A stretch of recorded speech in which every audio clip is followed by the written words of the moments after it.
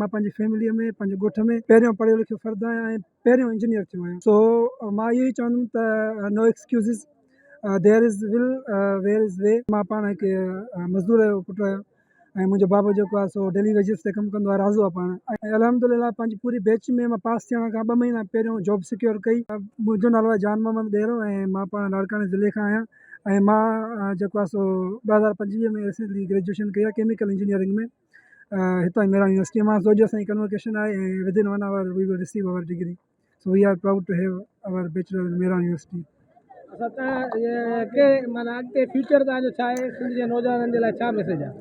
Actually हक़ीक़त अगरि ॿुधायां त मां पाण हिकु मज़दूर जो पुटु आहियां ऐं मुंहिंजो बाबा जेको आहे सो डेली वेजिस ते कमु कंदो आहे, राज़ो आहे पाण। ऐं मां पंहिंजी फैमिलीअ में पंहिंजे ॻोठ में पहिरियों पढ़ियो लिखियो फ़र्दु आहियां ऐं पहिरियों इंजीनियर थियो आहियां। ऐं अल्हम्दुलिल्लाह पंहिंजी पूरी बैच में मां पास थियण खां 2 महीना पहिरियों जॉब सिक्योर कई हिकु मल्टीनेशनल कंपनी में as a safety engineer and currently I am working there. So मां इहो ई चवंदुमि त no excuses, there is will where is way. So हिमत कयो, निकिरो ॿाहिरि ऐं कोई एक्सक्यूज़िस न कयो। जस्ट तव्हां में पाण विल हुजणु घुरिजे। रिसोर्सिस जेके हूंदा आहिनि उहे पंहिंजे लेखे तव्हांजा ओपन थींदा वेंदा आहिनि दरवाज़ा। अलाह पाक तव्हांखे जॾहिं हिमत ॾींदो आहे, हिदायत ॾींदो आहे त तव्हांजे लाइ रस्ता उहो खोले छॾींदो आहे। त इहो ई आहे, हिमत कयो ऐं निकिरो, छॾियो एक्सक्यूज़िस खे, छॾियो बहाननि खे। ऐं पाण जेको आहे awareness is a game changer.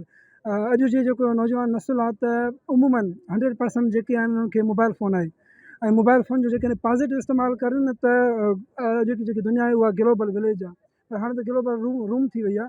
त हुन मोबाइल खे तव्हां चङे नमूने इस्तेमालु कयो, हुन में जेके रिसोर्सिस आहिनि उनखे पॉज़िटिवली यूटिलाइज़ करे ऐं तव्हां अवेयर थी सघो था। When you are aware you are a game changer.